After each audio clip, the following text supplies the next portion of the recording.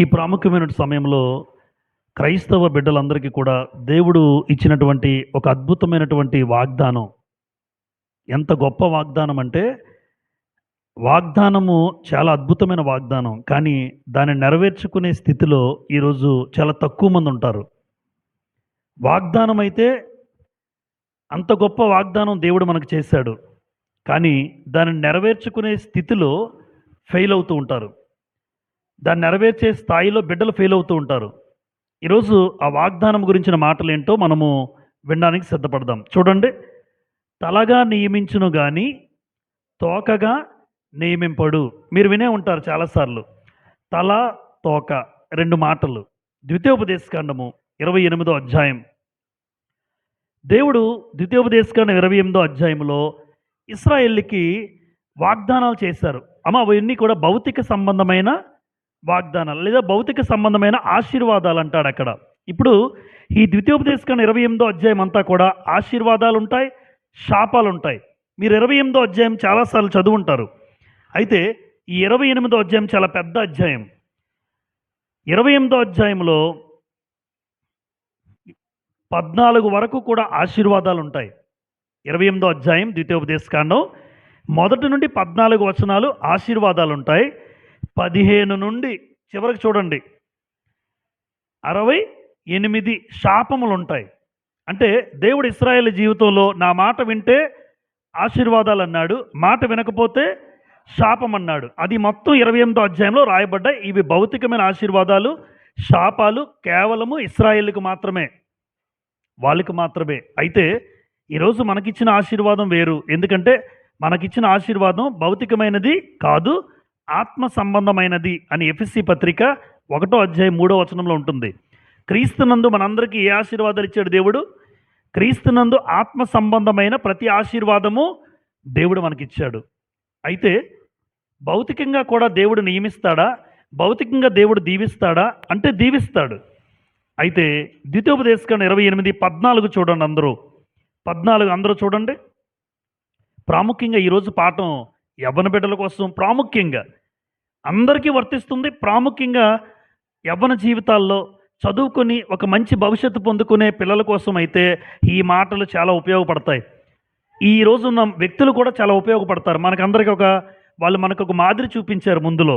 చూడండి 28:14 అన్యుల దేవతలను అనుసరింపకయు, అందరూ జాగ్రత్తగా విందాం, వాటిని పూజింపకయు ఉన్న ఎడల నీవు అనుసరించి నడుచుకొనవలనని నేడు నేను నీకు ఆజ్ఞాపించుచున్న నీ దేవుడైన యెహోవా ఆజ్ఞలను విని, ముందేం చేయాలి?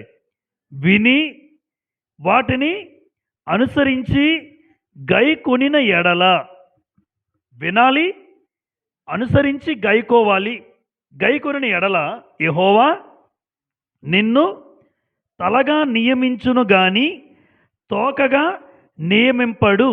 నీవు పైవాడువుగా ఉందువు కానీ క్రింది వాడువుగా ఉండవు. అంటే ఆల్రెడీ అపాయింట్మెంట్ జరిగిపోయింది. తెలుసా? అపాయింట్మెంట్ అయిపోయారు. ఈరోజు మనందరము ఆల్రెడీ అపాయింటెడ్. నిజం. ఇప్పుడు చూడండి, ఒక అధికారిని అపాయింట్ చేస్తారు. నీకు ఆల్రెడీ మీరు అపాయింట్ అయ్యావు అంటారు. అపాయింట్మెంట్ అంటే అర్థం ఏంటి? ఉద్యోగము, ఒక అధికారి హోదాలో లేదా ఒక ఉద్యోగం నువ్వు పొందుకున్నావంటే అపాయింట్మెంట్ లెటర్ అంటారు దాన్ని. అంటే అపాయింట్మెంట్ అనేది జరిగిపోయింది. ఈరోజు మనందరిలో కూడా తలగా నియమించే అపాయింట్మెంట్ జరిగిపోయింది. కానీ ఎందుకు తలగా లేము? మనలో లోపాలు ఉన్నాయి గనక. ఇది మనం అందరం అంగీకరించాలి. మనలో తప్పులు ఉన్నాయి గనక దేవుడు ఒక స్థాయిలో ఉంచాలని ఇష్టపడ్డాడు. కానీ ఆ స్థాయిని నేను నిలబెట్టుకోలేకపోయాను. ఆల్రెడీ మనం అపాయింట్ అయిపోయాం. ఇప్పుడు ఒక మాట చూడండి 14 చివరిలో, యెహోవా నిన్ను తలగా నియమించును కానీ తోకగా అంటే నియమించును, ఆల్రెడీ అపాయింట్ చేస్తాడు దేవుడు. ఎవరైతే తలగా ఉండాలని నియమించాడు, కానీ మనం తలగా ఉండలేని స్థితిలో ఎలా ఉంటున్నాం? ఈరోజు తోకగా ఉంటున్నాం. అసలు ఏంటి తల, తోక? తల, తోక దానికున్న అర్థాన్ని మనం ఆలోచించగలిగితే చూడండి, ఇక్కడ ఒక మాట, ఆజ్ఞలు విని, ఆ వచనం చదివాం మనం. ఆజ్ఞలు విని అనుసరించి గైకొని ఎడల ఎలా ఉంటావు? తల అన్న మాటకు అర్థం ఏంటంటే విజయము, 2 అధికారము. అంటే విజయాన్నైనా పొందుకుంటావు. నువ్వేదైనా సక్సెస్ అవ్వాలి, నీ జీవితంలో ఒక మంచి స్థితికి నువ్వు రావాలి అంటే చదువులో అయినా నువ్వు సక్సెస్ అవుతావు. రెండు, ఒక మంచి అధికారంగా అయినా నీకు కూర్చోబెడతాడు దేవుడు. చదువులో అయినా విజయం సాధిస్తావు. విజయం సాధించిన తర్వాత ఒక మంచి అధికారం అంటే విజయము అధికారము దేనికి సూచన? తల. రెండు, తోక. తోక అన్న మాటకి అర్థం ఏంటంటే అవమానము, బానిసత్వం. అది మనం అర్థం చేసుకోవాలి. ఈరోజు విజయము అధికారము తల అయితే, అవమానము బానిసత్వము తోక. అయితే మనం తోకగా నియమించలేదు, నేనే అవమానించబడుతున్నాను అంటే నేను చేసుకున్న తప్పులు బట్టి. ఆలోచించండి, దేవుడు కావాలని ఎవరు అవమానంకి వెళ్ళాలని దేవుడు ఇష్టపడలే, నువ్వే అవమానించబడుతున్నావు. ఎందుకంటే నీ అడుగులు, నువ్వు మాట్లాడే మాట, నీ బ్రతుకు, నీ జీవితం అవమానించుకునే స్థాయిలో నువ్వు చేసుకున్నావు అంతే. ఇప్పుడు తాగమని ఎవరు చెప్పారండి? తల్లిదండ్రులు చెప్పారా? లేదు. భార్య బాగా తాగిరండి అని ఎంకరేజ్ చేస్తుందా? లేదు. దేవుడు అసలు అవి వద్దే అని దేవుడు చెప్పాడు. అవన్నీ నువ్వు కల్పించుకున్నావు కదా. ఇప్పుడు తాగుబోతూ ఉన్నటువంటి వ్యక్తులకు అవమానమా అవమానమా విజయమో లేదు ఘనత? అంటే వాళ్ళనే కాదు, మీరు ఏదైనా దేవునికి వ్యతిరేకమైన పనులు చేస్తే అది మనం చేసుకున్నాం తప్ప దేవుడు నియమించలేదు. దేవుడు మనం ఎలా ఉండాలని నియమించాడు? నువ్వు తలగా ఉండాలని నియమించాడు. కానీ నువ్వు చేసుకున్న పనుల వల్ల నువ్వు తోకగా మిగిలిపోయావు. ఎందుకంటే ఆ అవమానము, బానిసత్వం. ఇప్పుడు కొంచెం తేటగా అసలు తల, తోక దానికి ఉన్న అర్థాలు ఏంటో మరొకసారి ఇక్కడ చూద్దాం. చూడండి, తల అన్నట్టు ఉన్నటువంటి స్థితి ఏ స్థితి? ఏ స్థితి? ఉన్నతమైన స్థితి లేదా ఉన్నత స్థితి. అంటే లీడర్షిప్ అండ్ ఎక్సలెన్స్ అన్నాను ఇక్కడ ఇంగ్లీష్లో. లీడర్షిప్ అండ్ ఎక్సలెన్స్ అంటే ఒక నాయకత్వం స్థితిలో ఒక మంచి ఉన్నతమైన స్థాయిలో దేవుడు ఉంచుతాడు. అది తల. ఇప్పుడు వాస్తవానికి తల శరీరంలో ముఖ్యమైన భాగమా కాదా? ఇది లేదనుకోండి, ఒకసారి ఊహించండి, మొండమంతా ఉంది కానీ తల లేదు. ఉపయోగం ఉందా? ఎందుకు? తలుంటేనే ఒక ఆలోచనలు ఇచ్చేది ఎక్కడి నుంచి? తలలోంచే. అంటే అక్కడ రాశాను నేను, తల అనేది శరీరంలో ముఖ్యమైన భాగం. అది దిశానిర్దేశము. అసలు ఏం చెయ్యాలన్నా ముందు ఆలోచనలు కలిగేది ఇదే కదా. ఇది లేకపోతే మొండం ఎందుకు? అసలు మొండం ఉపయోగమే లేదు. అంటే తలగా ఉంచుతాడంటే ఉద్దేశం చూడండి. నెక్స్ట్, దేవుడు తన ప్రజలను నాయకులుగా, మార్గదర్శకులుగా ఉంచుతాడని అర్థం. తలగా ఉంచుతాడంటే అర్థం ఏంటంటే నువ్వు ఒక నాయకుడిగా, నువ్వు నడిపించే నాయకత్వంగా ఒక అందరికీ అనేక మందిని గైడెన్స్ ఇస్తాడు. ఆ స్థాయిలో దేవుడిని ఉంచుతాడు. అనేక మంది నడిపించే స్థాయిలో, అనేక మందికి మంచిగా నడిపించే స్థాయిలో నిలబెడతాడు. ఎప్పుడు ఆయన మాట వింటే. ఇప్పుడు నన్ను తలగా ఉంచకుండా తోకగా ఉంచే స్థాయి కూడా ఉంది. అంటే చేజేతులారా నేను చేసుకుంటే. ఈరోజు యవ్వన బిడ్డలకు దేవుడిస్తున్న మాట ఏంటంటే మీరు తలగా నియమించబడ్డారు, కానీ చేతులారా మీ చేతులతో అది పాడు చేసుకోకండి. కారణం ఏంటంటే నువ్వు ఒక నాయకుడిగా, ఒక అనేక మంది నడిపించే మార్గదర్శకుడిగా ఉండాలని దేవుడు ఉంచాడు. అలాగే సమాజంలో మనం బ్రతుకుతున్నాం కనుక నేను చేసే ఏ పనైనా ఆ పనిలో నేను ఎవరి వల్ల అణిగిపోకుండా, నన్ను చాలామంది అణచాలని చూసినా అణిగిపోకుండా, అణిచివేత లేకుండా ఒక గౌరవప్రదమైన స్థానంలోనే నిన్ను నిలబెడతాడు. అది తల. ప్రాముఖ్యమైన భాగం. దిశానిర్దేశం చేసేదంతా తల నుంచే జరుగుతుంది. బాడీని ఎక్కడికి వెళ్ళాలన్నా, ఏ ఉద్దేశంలో కలిగి ఉండాలన్నా, ఏ పని చేయాలన్నా ఖచ్చితంగా ఆలోచనలన్నీ కలిగేది ఎక్కడి నుంచి? అంతే. అందుకే దేవుడు ఉన్నతమైన స్థితిలో ఒక లీడర్షిప్ క్వాలిటీస్, ఒక ఎక్సలెన్స్గా మనం ఉన్నతమైన స్థాయిలో దేవుడు ఉంచాలని ఇష్టపడ్డాడు. కానీ నేను చేసే పనులు నిజంగా చూడండి, నేను చేసే తప్పుడు పనులు, నేను ప్రవర్తించే విధానమే నన్ను తోకగా నేను మార్చేసుకున్నాను.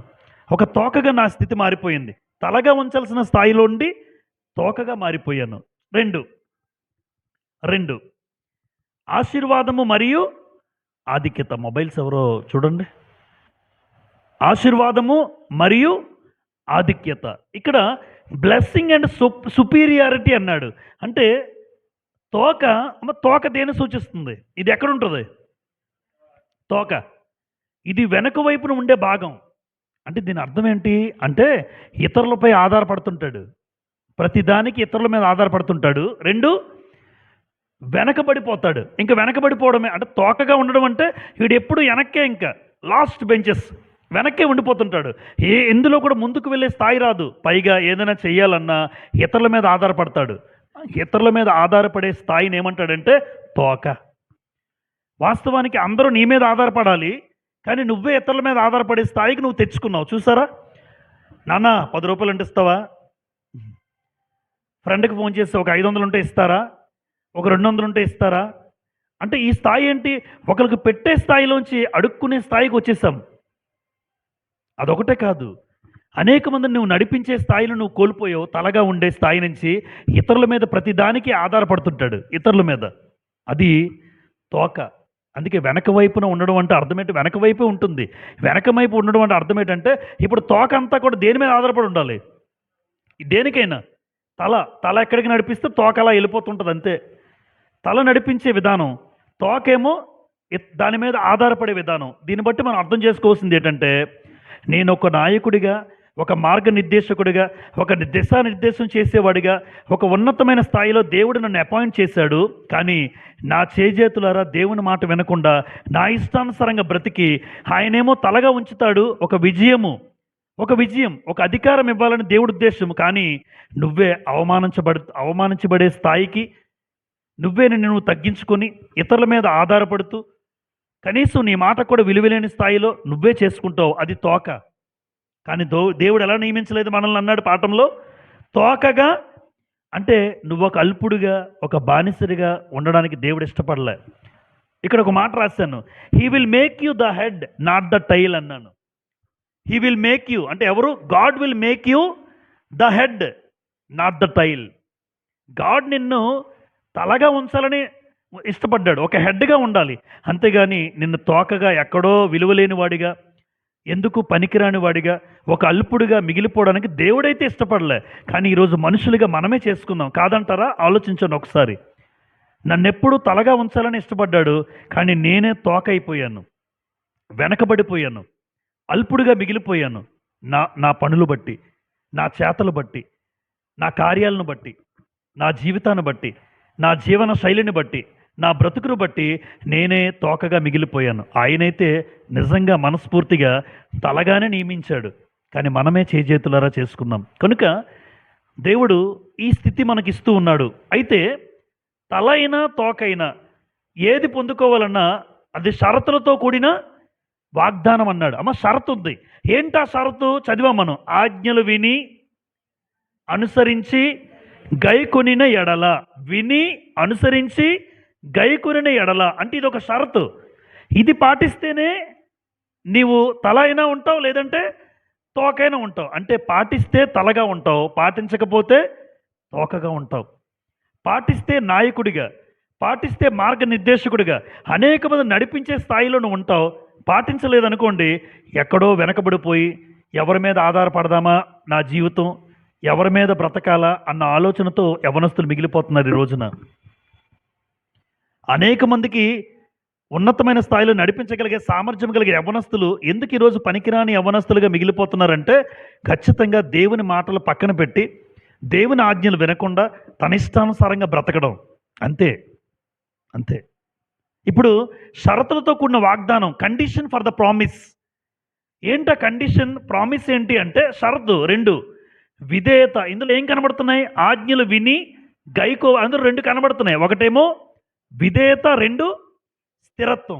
ఈ 2 నేను రాశాను. విధేయత, స్థిరత్వం. అసలు విధేయత, స్థిరత్వం. అమ్మ చూడండి,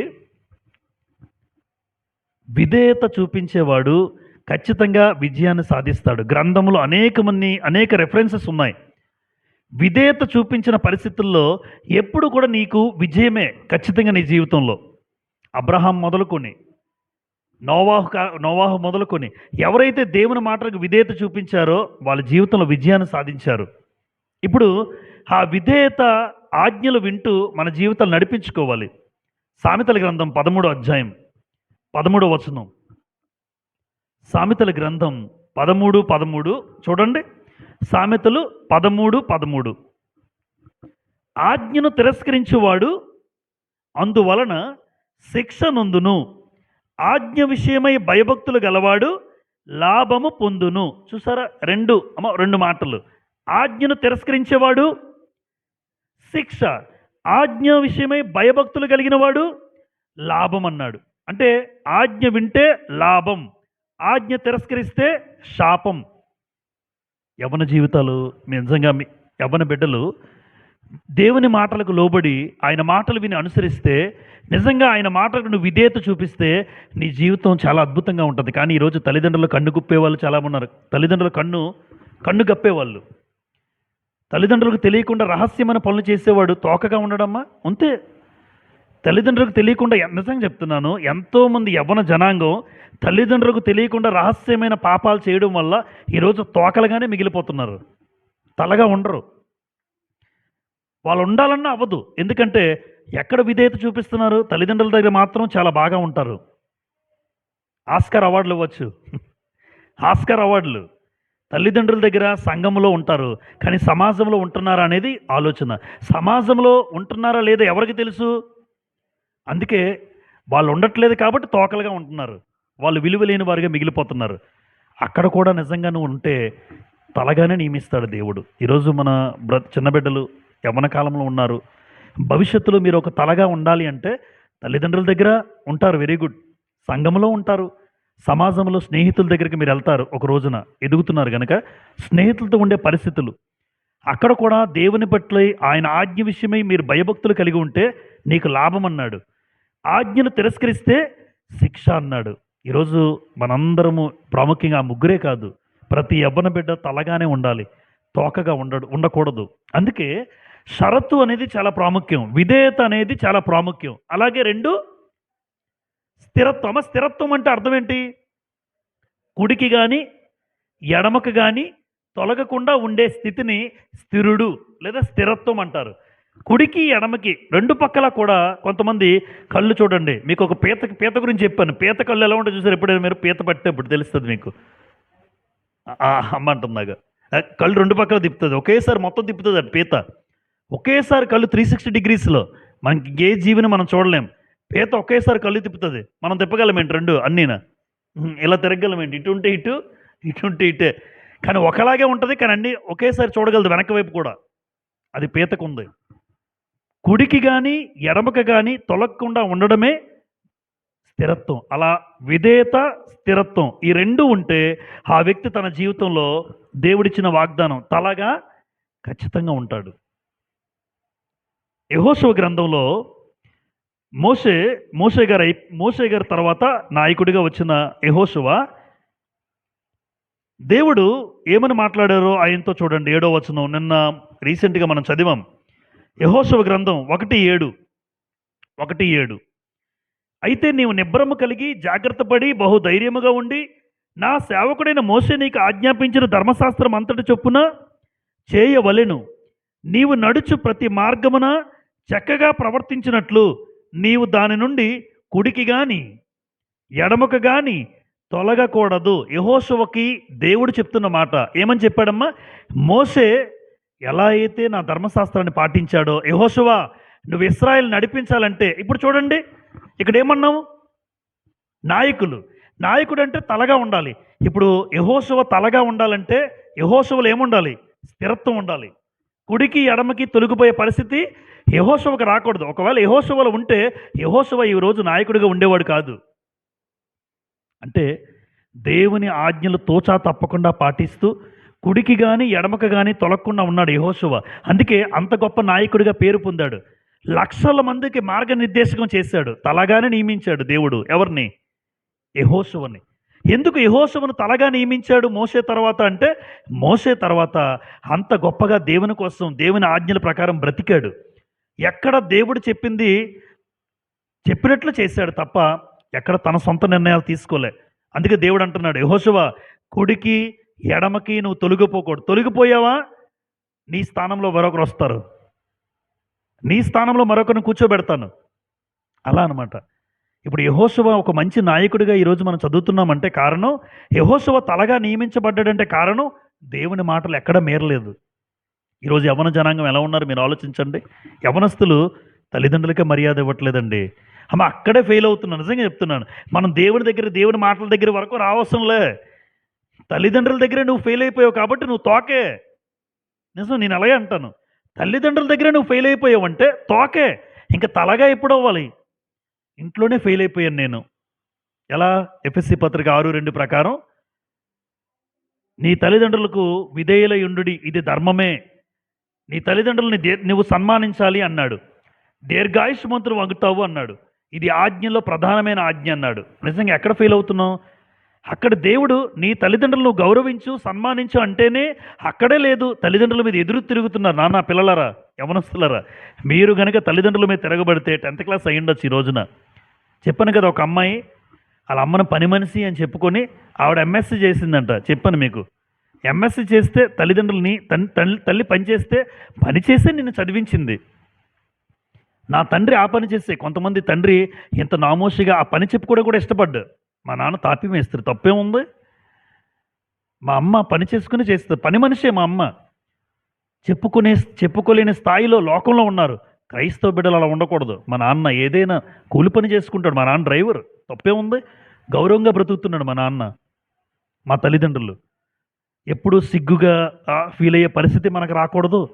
మనకున్న స్థాయిని బట్టి మా నాన్న అమ్మ వాళ్ళు చెప్పిన మాటకి ఎప్పుడూ లోబడండి, ఎప్పుడు విధేయత చూపించండి. లేదు అంటారా, మీరు ఎప్పుడుకు తోకలుగానే మిగిలిపోతారు. ఇది నా మాట కాదులేండి, దేవుని మాట. ఎందుకంటే అక్కడే ఆజ్ఞ విషయంలో ఫెయిల్ అయిపోతే అన్నాడు కదా, ఆజ్ఞ విని అనుసరించి గైకొంటే తల, గై కొనకపోతే తోక. మరి ఇది కూడా తల్లిదండ్రుల విషయంలో ఆజ్ఞ కాదా? నిర్గమకాండంలో ఇవ్వలేదా? పాత నిబంధనలు ఇశ్రాయేలుకి ఇచ్చాడు, కొత్త నిబంధనలో పౌలు గారు కూడా ఎఫెసీ పత్రికలు రాశారు. కొలస్సీ 3:20 కూడా ఉంటుంది. ఏంటి? మీరు అన్ని విషయములలో మీ తల్లిదండ్రుల మాట వినాలి, అన్ని విషయములలో అన్నాడు. అక్కడి నుంచి మొదలవ్వాలి యవ్వన జీవితం. అక్కడే గనక మీరు ఈరోజు సమాధానం చెప్పుకొని తల్లిదండ్రుల మీద తిరుగుబాటు చేస్తే మీరు ఎప్పటికీ తోకలుగానే మిగిలిపోతారు. మీరు తోకలుగా ఉండడం దేవుడికి ఇష్టం లేదు, తల్లిదండ్రులకి ఇష్టం లేదు. మీరు తలగానే ఉండాలి. ఒక మంచి ఎదిగి ఒక మంచి నాయకత్వ లక్షణాలు పొందుకొని ఒక మంచి స్థాయిలో మీరు ఉండాలి అంటే దేవుని మాట వినాలి, విని స్థిరత్వం కలిగి ఉండాలి. సామెతల గ్రంథం 4వ అధ్యాయం, సామెతల గ్రంథం 4వ అధ్యాయం, సామెతల గ్రంథం 4వ అధ్యాయం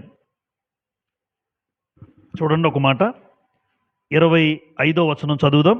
25, నీ కన్నులు ఇటు అటు చూడక సరిగాను, నీ కనురెప్పలు నీ ముందర సూటిగాను చూడవలెను. కనురెప్పలు ఎలా ఉండాలి? సూటిగా ఉండాలి. దొంగ చూపులు వద్దు, దొంగ చూపులు. కనురెప్పలు సూటిగా ఉండాలి. నీ కన్నులు అటు ఇటు చూడక సరిగాను అన్నాడు. 27, నీవు కుడి తట్టుకైనను ఎడమ తట్టుకైనను తిరగకుము అన్నాడు. అంటే అదే, కుడికి కానీ ఎడమకు కానీ ఎలా ఉండకూడదు? తొలగిపోవద్దు. ఒక మాట నేర్చుకున్నారు, అదే పాటించండి. ఎవరో స్నేహితులు వస్తారు భవిష్యత్తులో, మీకు ఉంటారు, వాళ్ళు చెప్పిన ప్రతిదీ మీరు చేయడానికి ఇష్టపడద్దు. ఎందుకంటే మా అమ్మ నాన్న చెప్పారు, అంతకన్నా బెస్ట్ మరొకరు ఉండరు కదమ్మా. దేవుడు తర్వాత ద బెస్ట్ ఎవరైనా అడిగితే నేను ఇదే చెప్తాను. దేవుడు తర్వాత ద బెస్ట్ మా అమ్మ మా నాన్నే, అంతే. అంతకు మించిన బెస్ట్ ఇంకెవరో ఇవ్వరు మనకి దేవుడు తర్వాత. కాబట్టి ఈ రోజున ఎప్పుడైనా భవిష్యత్తులో మీ స్నేహాలు కలిగి ఉంటారు. ఏ స్నేహితుడైనా మిమ్మల్ని ప్రోత్సహించి మీ అమ్మ నాన్న విలువను తగ్గిస్తూ ఉంటే అలాంటి వాళ్ళకి మీరు దూరం అయిపోండి. తల్లిదండ్రుల విలువను తగ్గించేటట్టుగా ఎవరైనా మాట్లాడితే అలాంటి వారికి మీరు దూరంగా ఉండడం మంచిది. ఎందుకంటే వాడికి కనీసం విలువలు లేనివాడు అనమాట, విలువలు లేనివాడు. వీలైతే విలువలు నేర్పండి మన జీవితాల ద్వారా. రైట్. కొంతమంది భక్తుల జీవితాలు ఈరోజు మనం ఒకసారి మరలా జ్ఞాపకం చేసుకుందాం. వీళ్ళ జీవితాలన్నీ కూడా ఎగ్జాక్ట్గా చూడండి, ఎగ్జాక్ట్గా తలగా నియమించే పరిస్థితి వీళ్ళందరి జీవితంలో కనబడుతుంది. వాస్తవానికి వాళ్ళ ప్రారంభ జీవితాలు ఎలాగుంటాయి చెప్పమంటారా? తోకలుగా ఉంటాయి, కానీ తర్వాత వారి జీవితాలు ఎలాగైపోయాయి? తలగా మారిపోయాయి. ప్రతి ఒక్కరిది మీరు జాగ్రత్తగా వినండి యవనస్తులారా. నెంబర్ 1 ఎవరమ్మా? యోసేపు తన జీవితంలో అన్నదమ్ములు ఏం చేశారు? యోసేపుని అమ్మేశారు. నేను అలాగే అంటాను, అన్నదమ్ములు అమ్మేశారు, గోతులో పడేశారు. అక్కడి నుంచి పోతీఫరు అనే వ్యక్తి కొనుక్కున్నాడు, లేదా మిద్యానీయులకు అమ్మేశారు. అక్కడి నుంచి పోతీఫరు కొనుక్కున్నాడు. అక్కడ కొనుక్కుని ఇంట్లో పనోడుగా పెట్టాడు. ఎవరు? యోసేపు. ఎవరు? ఒక పనివాడు, ఒక దాసుడు, ఒక బానిస. ఈ పనివాడు రోజంతా ఇంట్లో పనిచేసుకుంటూ యోసేపు చూడండి. ఇప్పుడు ఆ జీవితాన్ని చూసినప్పుడు మీకు ఏమనిపించాలి? తోకగా ఉండే జీవితం అది. మీరు ఆలోచించండి. అన్నదమ్ములు అమ్మేశారు. పోతీఫర్ ఇంట్లో ఒక బానిసగా పనోడుగా చేరిపోయాడు. అక్కడ 2 సంవత్సరాలు జైల్లో ఉన్నాడు. ఇప్పుడు జైలుకి వెళ్ళేవాడు, బానిసగా ఒక ఇంట్లో పనిచేస్తున్నవాడు తోకగా ఉండే స్థితినా? తోకగా ఉండే స్థితే. అయితే ఒక అద్భుతమైన కార్యం జరిగింది. వాస్తవానికి తోకగా ఉండే స్థితి ఎలా మారిపోయింది అంటే ఒకే సమయంలో ఒక కొన్ని రోజుల వ్యవధిలో తలగా మారిపోయాడు. తలగా మారిపోయాడు. తోకగా ఉండే స్థితి నుంచి తలగా ఎలా మారాడు అంటే ఒకటే ఇక్కడ సామెతలు 13:13లో ఆజ్ఞ విషయమై భయభక్తులు కలిగిన వాడు లాభాన్ని పొందుతాడు అన్నాము. ఆదికాండం 39వ అధ్యాయం. ఆదికాండం 39వ అధ్యాయం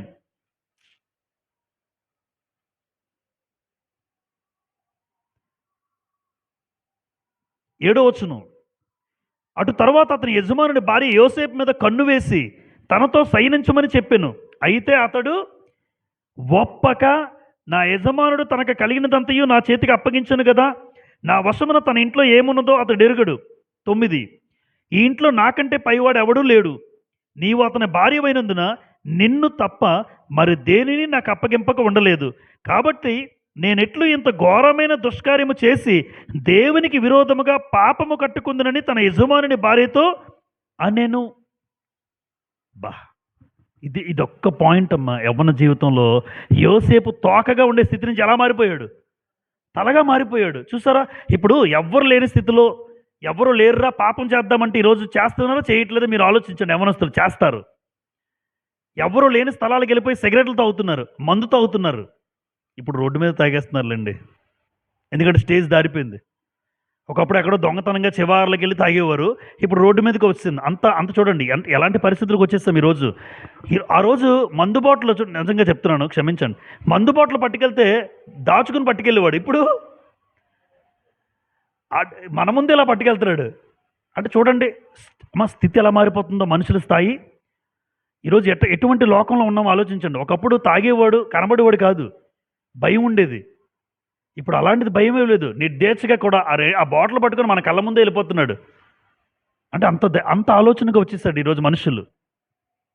ఎప్పుడు కూడా యోసేపు జీవితంలో అక్కడ ఎవ్వరూ లేరు, తప్పు చేయడానికి అవకాశం ఉంది. పైగా 10వ వచనం చూడండి, ఆవిడ ఎలాంటిదో చెప్తాడు. ఆ లేడీ ఎలాంటిదంటే, దినదినము ఆమె యోసేపుతో మాట్లాడుచుండెను కానీ అతడు ఆమెతో సైనించుటకైనను ఆమెతో ఉండుటకైనను ఆమె మాట విన్నవాడు.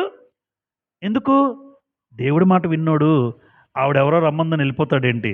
వెళ్ళలేదు గనుక వెళ్ళిపోయాడు అనుకోండి, తోకే ఎవరు? ఒకవేళ ఆ రోజు వెళ్ళిపోయాడు అనుకోండి, నిజమే యజమానుడు లేడు, ఆవిడేమో చాలా అందంగా ఉంది, ఇతను వయసులో ఉన్నాడు, పిలిచిందని వెళ్ళిపోయాడు అనుకోండి, యోసేపు జీవితం తోకగా ఉండిపోయాడు. ఎందుకంటే అన్నదమ్ములు దగ్గర తోకే, బానిసగా ఉన్నాడు, పనిచేశాడు, తోకే. కానీ ఈ తోకగా ఉండే స్థితి తలగా ఎందుకు మారిపోయిందంటే ఒకటే సీక్రెట్, దేవునికి భయపడ్డాడు.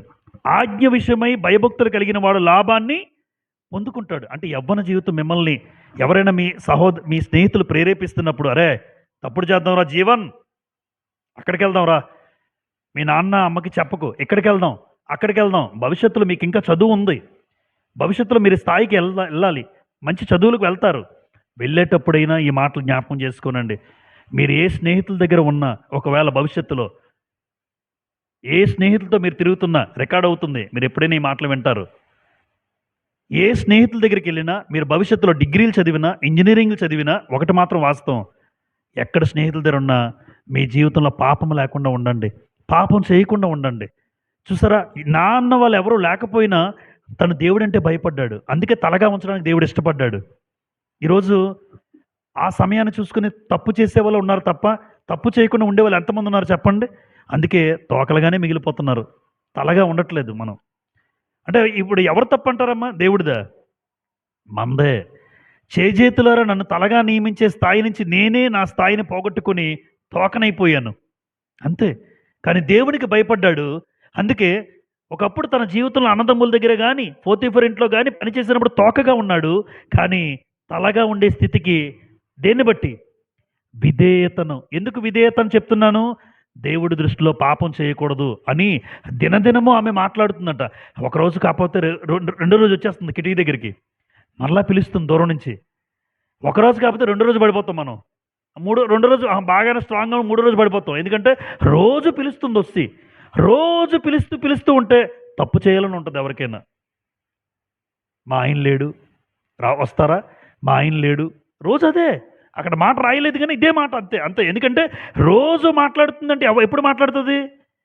పోతిఫర్ ఇంట్లో లేనప్పుడు మాట్లాడాలి. పోతిఫర్ ఇంట్లో లేనప్పుడే మాట్లాడాలి. అంత ధైర్యం ఉండదు కదా ఉన్నప్పుడు.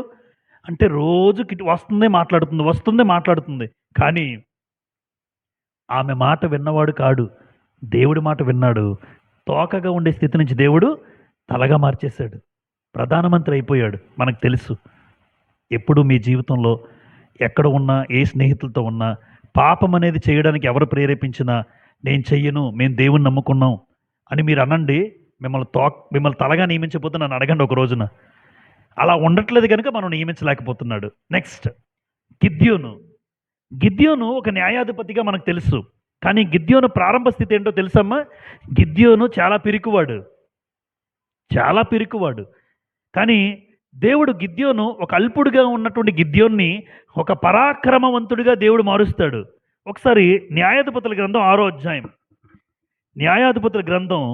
అధ్యాయం, 15వ వచనం ఒకసారి చదువుదాం అందరం. న్యాయాధిపతులు 6:15 చూడండి. 6వ అధ్యాయం గిద్యోను 6:15. అతడు చిత్తము నా ఏలినవాడా, దేని సహాయము చేత నేను ఇశ్రాయేలును రక్షింపగలను? నా కుటుంబము మనష్షే గోత్రములో ఎన్నిక లేనిదే, నా పితరుల కుటుంబములో నేను కనిష్ఠుడిని ఉన్నానని ఆయనతో చెప్పాను. ఆయన అంటున్నాడు దేవుడితో, దేవా, నేను నా గోత్రంలో చాలా చిన్నోడిని, అసలు నా గోత్రం విలువలేదు, నేను కనిష్ఠుడును, నేను ఎన్నిక లేని వాడిని అని గిద్యోను అంటున్నాడు. నేను ఒక అల్పుడిని అని గిద్యోను అంటుంటే 12వ వచనం, యెహోవా దూత అతనికి కనబడి, పరాక్రమము గల బలాఢ్యుడా, యెహోవా నీకు తోడై ఉన్నాడని అతనితో అనగా. అంటే గిద్యోను జీవితం చాలా మంచి జీవితం బ్రతికాడు కనుక, దేవుడికి అనుకూలంగా బ్రతికాడు కనుక గిద్యోను దేవుడు సెలెక్ట్ చేసుకున్నాడు. ఒక అల్పుడుగా ఉన్నాడు, ఎక్కడికి మారిపోయాడు?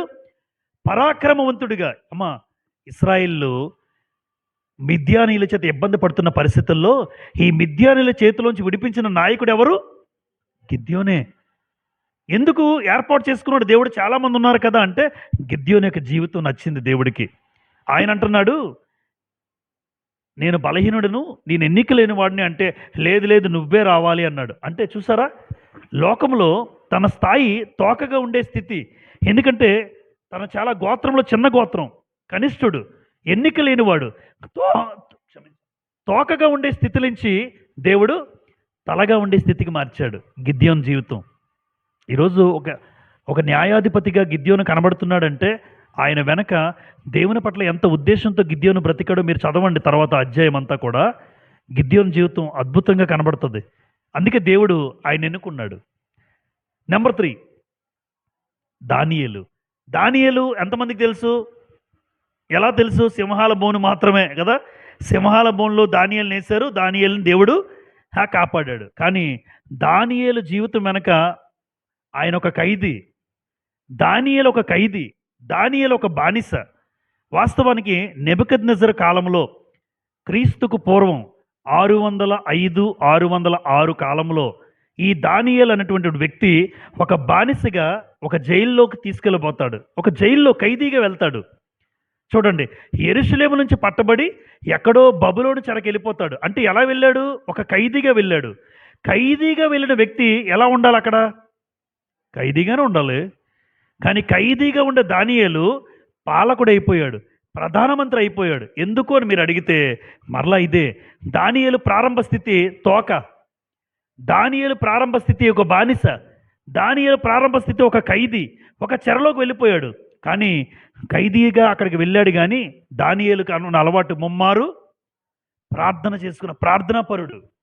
దేవుడికి ప్రార్థన చేసుకున్నాడు, దేవుని ఇష్ట ప్రకారమే బ్రతికాడు. అమ్మ, దేవుడు ఎలా నియమించాడు తెలుసా? దానియేలుని ఒక పాలకుడిగా అయిపోయాడు. ఖైదీలో ఉన్నటువంటి వాడు పాలకుడు అయిపోయాడు. వాస్తవానికి దానియేలుతో పాటు చాలామంది వెళ్ళిపోయారు. నెబుకద్నెజర్ తీసుకెళ్ళిపోయాడు. మొట్టమొదటి చెరలోకి వెళ్ళాడమ్మ దానియేలు, మొట్టమొదటిగా తీసుకుని పోబడ్డాడు ఆ కాలంలో. కానీ ఖైదీగా వెళ్ళేవాడు ఇంత గొప్పవాడు ఎలా అయ్యాడు? ఇంకొక విషయం, దానియేలుకి కళ భావం కూడా చెప్పగలిగే సామర్థ్యం ఇచ్చాడు. ఎవరు అంటే ఒక రాజు డౌట్ వచ్చింది. రాజును కూడా చూడండి, ఇక్కడ మీకు చెప్పాను, దేవుడు తన ప్రజలను నాయకులుగా మార్గదర్శకులుగా ఉంచుతాడు. అంటే దేవుడు కొంతమంది నడిపిస్తాడు మనల్ని. ఎలా నడిపిస్తాడంటే దానియేలు కలభావం చెప్పకపోతే నెబుకద్నెజర్ పిచ్చెక్కిపోయింది. నెబుకద్నెజర్కి కళ వచ్చింది, మర్చిపోయాడు. కళ ఏంటో తెలియట్లేదు. పోనీ కళ చెప్తే భావం చెప్తాము, కళ మర్చిపోతే ఎలా చెప్పగలం? అంటే కళతో పాటు కళ భావాన్ని చెప్పగలిగే జ్ఞానవంతుడు ఎవరు? అంత జ్ఞానం ఎలా ఇచ్చాడు? దేవుడు అన్నాడు ముందే, మిమ్మల్ని నాయకులుగా ఉంచుతాను, అలాగే కొంతమందిని నడిపించే విధంగా రాజులను సైతం నడిపించాడు దానియేలు.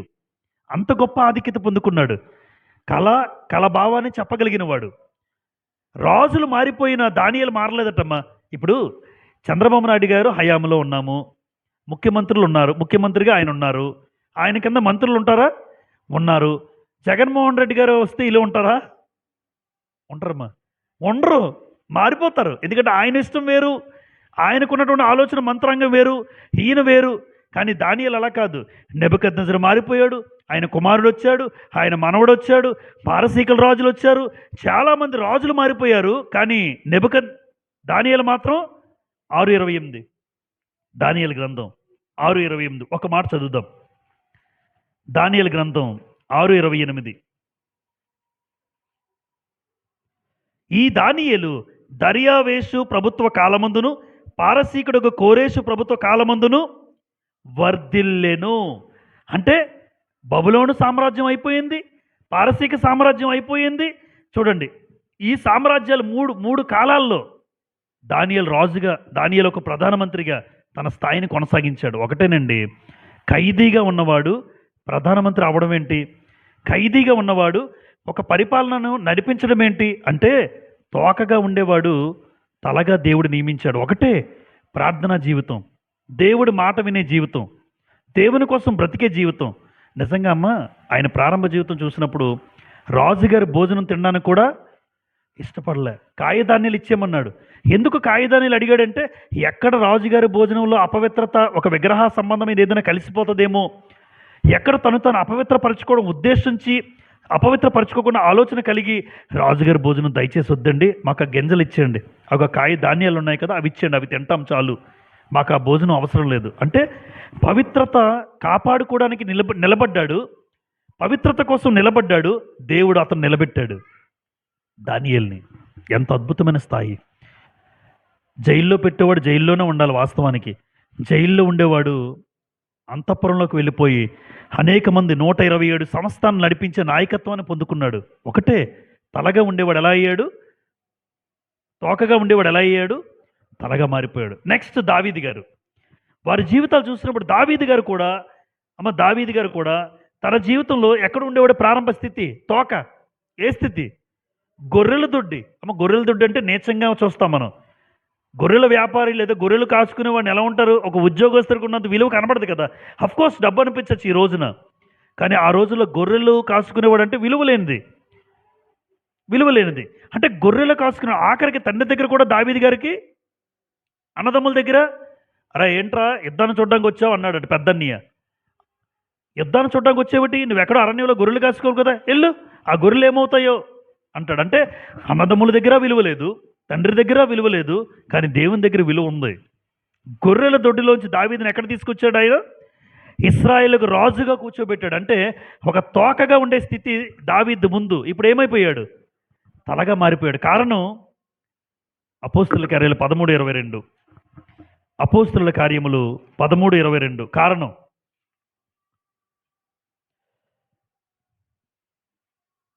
చూడండి.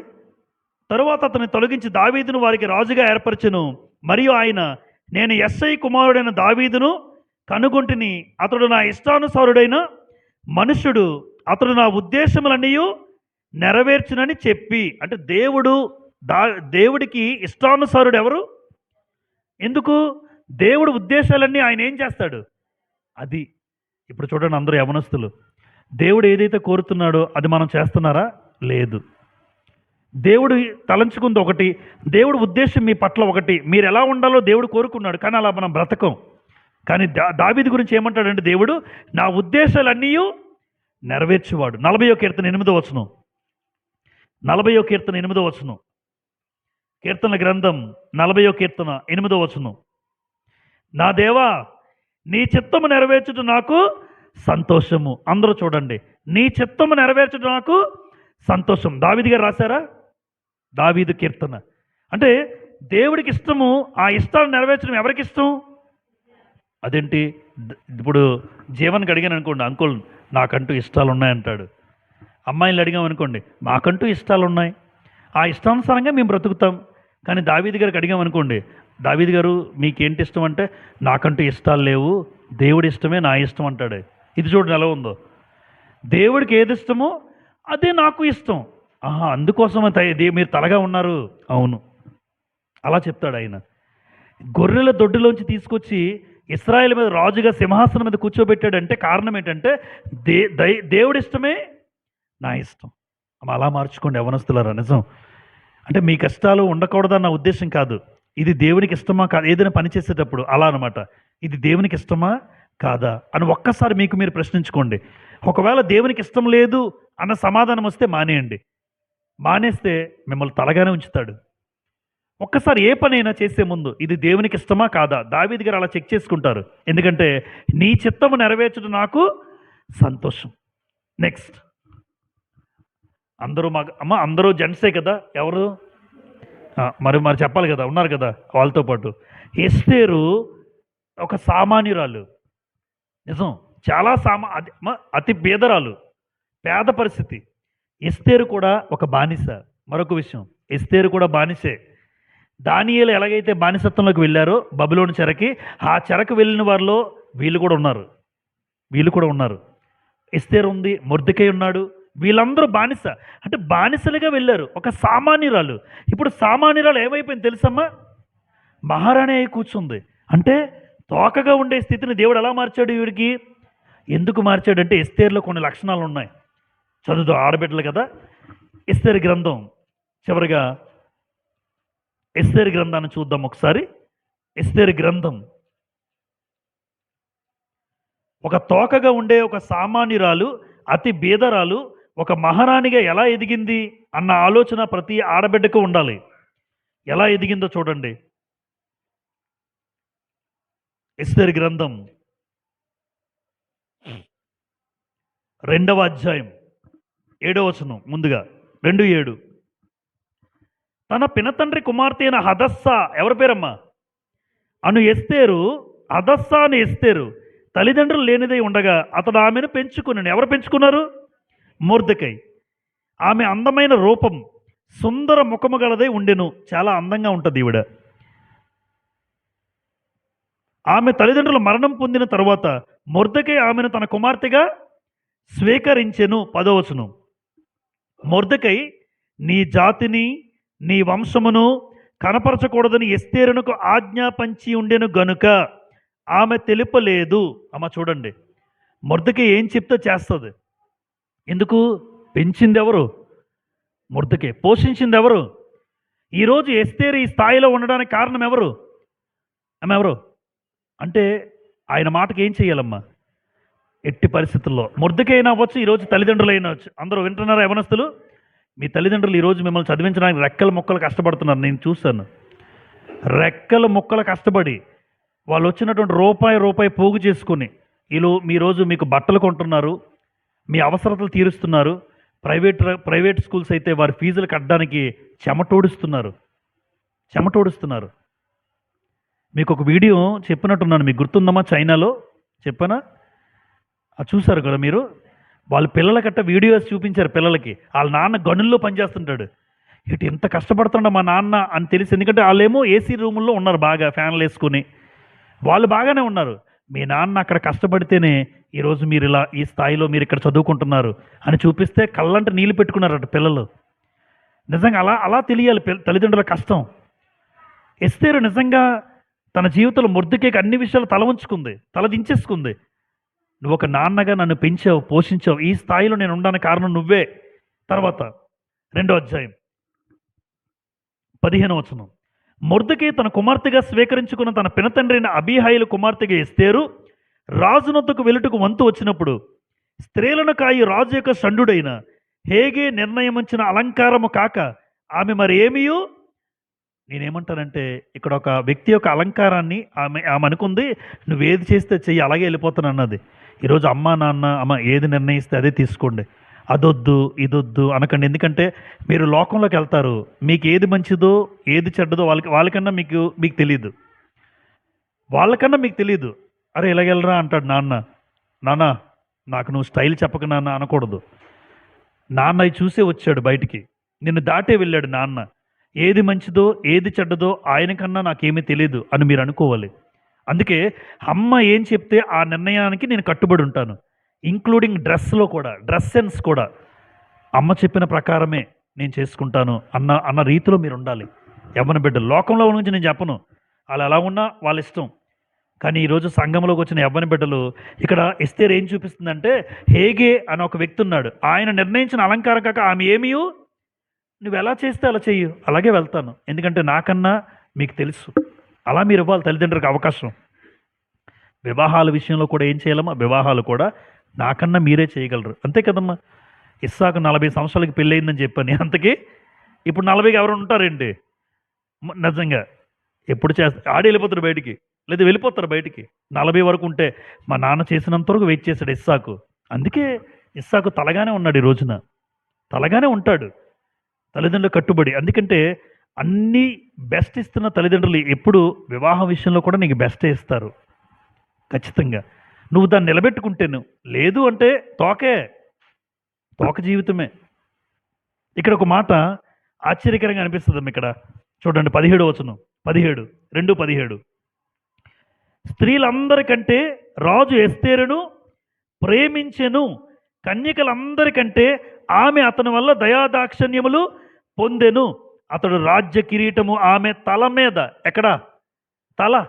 ఆమె తల మీద రాజ్య కిరీటం ఉంచి ఆమెను రాణిగా నియమించాడు. చూసారా? అంటే ఎస్తేరు ఒక సామాన్యురాలు. ఈ ఒక సామాన్యురాలు మహారాణిగా ఎలా అయింది? ఆ తల మీద కిరీటం ఎలా పెట్టుకుంది అంటే, ఎస్తేరు ఇంట్లో ఉన్నప్పుడు తల్లిదండ్రులకు లోబడింది. తన తండ్రి అయిన మొర్దెకైకి ఆయన చెప్పినట్టు తన బ్రతుకు నడిచింది. ఎప్పుడూ కూడా సమాధానం చెప్పే స్థితి ఎస్తేరులో చూడలేదు. ఈరోజు మీలో కూడా ఉండకూడదు. ఎప్పుడు తల్లిదండ్రులకు ఎదురు సమాధానం చెప్పే స్థితి ఎస్తేరులో లేదు కనుక సామాన్యురాలు మహారాణి అయ్యింది. 20 చదవండి చివరిగా, 2:20. ఎస్తేరు మొర్దెకై యొక్క పోషణ మందున్న కాలమున చేసినట్టుగానే ఇప్పుడును అతని మాటకు ఆమె లోబడుచుండెను. అబ్బా, ఆ మాట మళ్ళొకసారి చదువుతాను. ఎస్తేరు మొర్దెకై యొక్క పోషణ మందున్న కాలం. పోషణ మందున్న కాలం అంటే రాణి అయిపోయింది, అవలేదు. ఆ మాట మరలా అందుకే చదివించాను. ఎస్తేరు మొర్దెకై యొక్క పోషణ మందున్న కాలం అంటే ఎప్పుడైతే పెంచాడు పోషిస్తున్నాడు, ఇప్పుడు రాణి అవ్వలేదు. అంటే అప్పుడు ఎలాగైతే లోబడిందో రాణి అయిన తర్వాత కూడా లోబడుతుంది. అంటే ఎస్తేరు జీవితం మీరు ఆలోచించండి. ముందు ఎలాగైతే ఉందో రాణి అయిన తర్వాత కూడా పరిస్థితులు మారలే, అలాగే ఉంది. మొర్దెకై ఆజ్ఞాపిస్తే తలదించేస్తుంది అంతే. ఈరోజు మనం తలదించుతున్నారమ్మా. ఇలా చూస్తున్నాడు ఒకడు, కొడుకు తల్లి వైపు గుడ్లు తండ్రి మీద కోపం చూపిస్తున్న వాళ్ళు, తల్లి మీద కోపం చూపిస్తున్న వాళ్ళు, ప్రదర్శించే వాళ్ళు ఎందుకండి తలగా ఉంటారు? తోకలే. ఎక్కడైతే మొర్దెకై మాట్లాడితే తలదించేస్తుంది ఈవిడ. మొర్దెకై మాటకు తలదించేసింది. అందుకే సామాన్యురాలు దేవుడు ఇష్టపడ్డాడు. ఇప్పుడు రాజు ఎందుకు ఇష్టపడ్డాడు? రాజు ఎందుకు ప్రేమించాలి? రాజు ఎందుకు దయాదాక్షిణ పొందుకోవాలంటే దేవుడు ఆవిడ మీదకి దృష్టి వచ్చినట్టుగా రాజును ప్రేరేపించేశాడు. అంతమంది కన్యకలు నిలబడ్డారు అక్కడ. అలాగా రాజుకి చెప్తున్నాడు, ఎస్తేరే నువ్వు ఇష్టపడాలి, మనసులో వచ్చేస్తుంది కోరిక. అంతమంది నిలబడ్డారు, ఎస్తేరే నీకు నచ్చాలి. ఎందుకంటే ఎస్తేరు ఆల్రెడీ దేవుడు అపాయింట్ చేశాడు. చూసారా? అపాయింట్మెంట్ జరిగిపోయింది. ఎస్తేరు రాణి గ్యారంటీ. ఈ నిర్ణయం ఎక్కడ జరిగింది? దేవుడు నిర్ణయించాడు. రాజు సైతము దాన్ని అంగీకరించాలి. చూసారు ఎలా చేయించాడో? ఒకటే, ఎస్తేరు మొర్దెకైకి లోబడుతూ ఉన్న పరిస్థితి. తల్లిదండ్రులకు లోబడుతూ ఉంటే ఖచ్చితంగా తలగానే ఉంచుతాడు. చూసారా? సామాన్యురాలు అసలు ఊహించుంటుందమ్మా ఆవిడ రాణి అవుతుందని? లేదు. మొర్దెకై అనుకుంటాడా? మొర్దెకై కూడా అనుకోడు. రాణి అయ్యే స్థితి అయితే మాకు లేదు, అంత గొప్ప స్థితికి మేము వెళ్ళాం. కానీ దేవుడు ఉంచాడు. కారణం ఒకటే, ఎప్పుడు కూడా ఇంట్లో ఉన్నంత కాలం తల్లిదండ్రులకు మీరు లోబడి ఉండాలి. వారు చెప్పిన ప్రకారం మనం బ్రతకాలి. ఆ బ్రతుకులుంటే ఎస్తేరు రాణి అయింది. మీ బ్రతుకులు ఒక ఉన్నతమైన స్థాయిలో దేవుడు ఉంచుతాడు. అక్కడ ఒక మాట రాశాను. యెషయా, ఇర్మియా, యెహెజ్కేలు ఈ ముగ్గురు ప్రవక్తలు కూడా వచ్చారనుకోండి, రాజు నిలబడతాడు. రాజు నిలబడతాడు. రాజు సైతం నిలబడే శక్తి కలిగిన వాళ్ళు ఆ ముగ్గురు ప్రవక్తలు. ఎందుకు అంత గొప్పగా? అందుకే అన్నాడు తలగానే. ఇప్పుడు దేవుడు తన ప్రజల నాయకులుగా, మార్గదర్శకులుగా ఉంచుతాడనమాట. ఇప్పుడు రాజులు కూడా ఏమైనా అర్థం కాలేదనుకోండి, ఎక్కడికి పంపిస్తారు? యెషయా గారిని ఒకసారి పిలుస్తారా? ఇర్మియా గారిని పిలుస్తారా? యెహెజ్కేలుని పిలుస్తారా? ఎందుకంటే రాజుకి ఏం తెలియట్లేదు ఏం చేయాలో. వాళ్ళు ఒక ఆలోచన చెప్తారు. వీళ్ళ ఆలోచన ప్రకారమే రాజులు నడుస్తారు. అంటే ఆలోచించండి, ఒక యెషయా, ఒక ఇర్మియా, ఒక యెహెజ్కేలు ఆశ్చర్యకరంగా దేవుడు వాడుకున్నాడు. తలగా నియమించాడు వీళ్ళని. రాజులను సైతం నడిపించగలిగే శక్తి కలిగిన ప్రవక్తలుగా మిగిలిపోయారు. ప్రవక్తలుగా మిగిలిపోయారు. కారణం ఒకటే, తలగా నియమించడు కానీ తోకగా నియమించడు. అంటే ఒక నాయకత్వము, నిర్దేశకత్వం కలిగిన లక్షణాలుగా దేవుడు మారుస్తాడు. ఈరోజు ప్రవక్తలుగా దేవుడు నియమించాడు వారిని. చూడండి, ఒక మాట చివరిగా అక్కడ రాశారు అందరూ. దైవికమైన సూత్రాలకు విధేయత అనేది కష్టంలో కూడా చూపిస్తే, ఆ కష్టంలో కూడా నువ్వు చూపించి నిలబడితే దేవుడు నిన్ను తలగా ఉంచుతాడు. చూడండి అందరూ చివరి మాట. కష్టంలో కూడా కష్టాలు వస్తాయి, బాధలు వస్తాయి, శ్రమలు వస్తాయి. అయితే కష్టంలో కూడా నువ్వు విధేయత చూపించు. కష్టంలో కూడా నువ్వు దేవునికి లోబడు, దేవుని ఆజ్ఞలు పాటించు. దేవుడు నిన్ను తలగా నియమిస్తాడు తప్ప తోకగా నియమించడు. కాబట్టి తలగా నియమించే పరిస్థితి, తోకగా నియమించే పరిస్థితి మన చేతుల్లోనే ఉంది. ఆ చేతుల్లో ఉన్న పరిస్థితిని యవ్వన బిడ్డలుగా మీరందరూ మీ జీవితాలను కాపాడుకుంటూ ఈ ప్రారంభంలో ఉన్నారు. 10th క్లాస్ అంటే ప్రారంభం.